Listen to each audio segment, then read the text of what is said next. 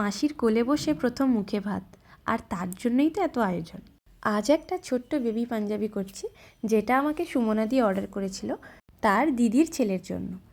মাসির কোলে বসে মুখে ভাতের এই মোটিভটা আমি অনেক দিন আগে একটা পার্পল পাঞ্জাবিতে প্রথমবার করেছিলাম, তারপরও 2-3টে পাঞ্জাবিতে আমি করেছি, তবে এই লালের ওপরে প্রথমবার এটা। আগে আমি শুনেছি বা বেশিরভাগ দেখেওছি যে মামা প্রথমবার মুখে ভাত দেয়, আর যার মামা নেই তার ক্ষেত্রে কোনো আত্মীয়ের মধ্যে অন্য মামা বা দাদু এরাই মুখে ভাত দেয়। কিন্তু এখন যখন দেখি যাদের মামা নেই মাসি আছে, মাসি মুখে ভাত দেয়, সেটা আমার খুবই ভালো লাগে। তাছাড়া এরকম নতুন কনসেপ্টে নতুন ধরনের কাজ করতে আরও বেশি ভালো লাগে।